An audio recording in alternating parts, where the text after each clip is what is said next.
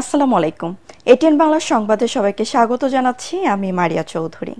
গাজীপুরে শিক্ষার্থীদের উপর হামলার পর জেলাসহ সারা দেশে চলছে যৌথ বাহিনীর অপারেশন ডেভিল হান্ট। গাজীপুর মহানগর জেলার ৫ থানা এলাকা থেকে এ পর্যন্ত ৭৫ জনকে আটক করা হয়েছে। বিভিন্ন সড়ক, মহাসড়ক ও বাড়িতে রাতভর অভিযান চালিয়ে তাদের আটক করা হয়। আটক সবাই আওয়ামী লীগ ও অঙ্গ সংগঠনের নেতাকর্মী বলে জানিয়েছেন জেলার পুলিশ সুপার। এদিকে যৌথ বাহিনীর অভিযানের খবরে গাজীপুর মহানগরীর ধীরাশ্রম এলাকা পুরুষশূন্য হয়ে পড়েছে। ওই এলাকার নারীরাও বাড়িঘর ছেড়ে দিয়েছে। ধীরাশ্রম টঙ্গী সড়কে দুপাশে ঘটনাস্থলের কাছ থেকে দোকানপাট বন্ধ।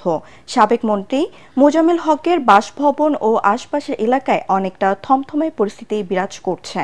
আওয়ামী দোসরদের গ্রেফতারের দাবিতে দুপুরে রাজবাড়ী মাঠে বৈষম্য বিরোধী ছাত্র আন্দোলন ও নাগরিক কমিটির আবারও বিক্ষোভ সমাবেশের কথা রয়েছে।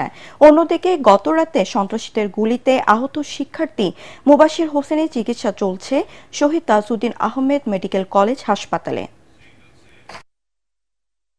গাজীপুরেও আপনারা দেখতে পেয়েছেন যে বিভিন্ন অস্থিতিশীল পরিস্থিতি সৃষ্টির জন্য অনেকে আপনার বিভিন্নভাবে পায়তারা করছে বা বিভিন্ন পরিস্থিতি ঘোলাটে করার জন্য অনেকে আপনার বিভিন্ন পরিস্থিতি সৃষ্টি করার জন্য অপচেষ্টা করে যাচ্ছে। কোথাও কোথাও আপনার কর্মসূচির নামে তারা নিষিদ্ধ সংগঠনের লিফলেট বিতরণ করছে। তো এইসব কিছু প্রতি দেশে আপনার এসব নিয়ন্ত্রণের জন্য সরকারি তরফ থেকে যে আপনার অপারেশন ডেভিল হান্টের ঘোষণা দেওয়া হয়েছে, সে ঘোষণার অংশ হিসেবে আমাদের অপারেশন পরিচালনা হচ্ছে। এদিকে অপারেশন ডেভিল হান্টের প্রথম দিনে নোয়াখালীর হাতিয়ায় ৭ জন ও রংপুরে ১৯ জনকে আটক করা হয়েছে। গতরাতে হাতিয়ার বিভিন্ন জায়গায় অভিযান চালিয়ে সাবেক চেয়ারম্যান ও ইউনিয়ন আওয়ামী লীগের সভাপতি সহ ৭ জনকে আটক করে যৌথ বাহিনী।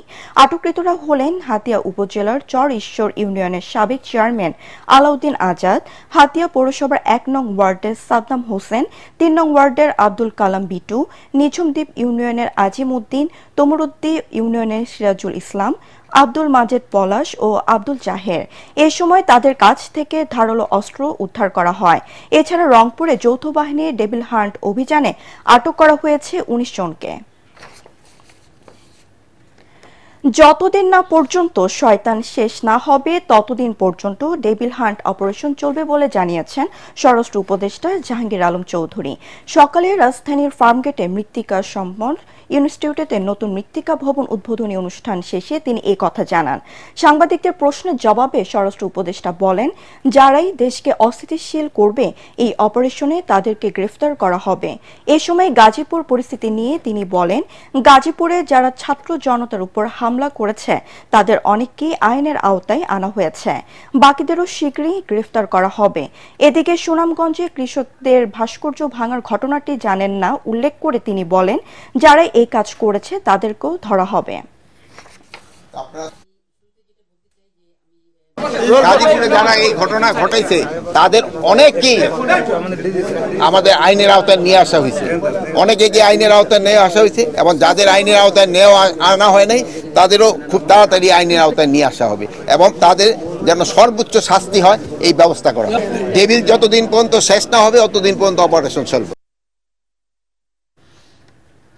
সাবেক প্রধান নির্বাচন কমিশনার বিচারপতি মোহাম্মদ আব্দুর রউফ আর নেই। ইন্না লিল্লাহি ওয়া ইন্না ইলাইহি রাজিউন। সকালে রাজধানীর একটি বেসরকারি হাসপাতালে চিকিৎসাধীন অবস্থায় তিনি মারা যান। তার বয়স হয়েছিল ৯১ বছর। তিনি হৃদযন্ত্রের জটিলতায় ভুগছিলেন।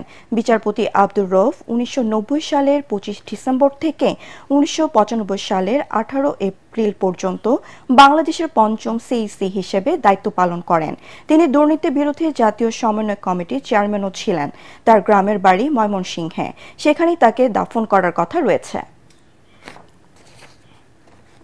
আন্তর্জাতিক ক্যারিবীয় সাগরে শক্তিশালী ভূমিকম্পে আঘাত হেনেছে।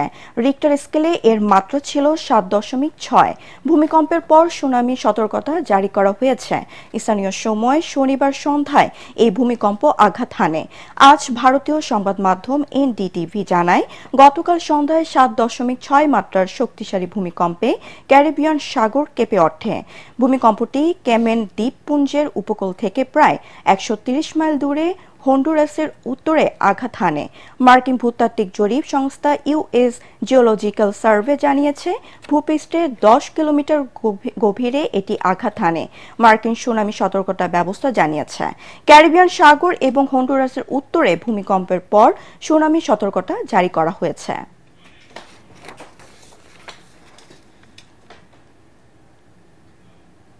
পরবর্তী সংবাদ দেখার আমন্ত্রণ জানিয়ে এখনকার মতো শেষ করছি। এটিএন বাংলার সংবাদ ইউটিউবে দেখতে ব্রাউজ করুন, youtube/ATN Bangla News। ধন্যবাদ সবাইকে।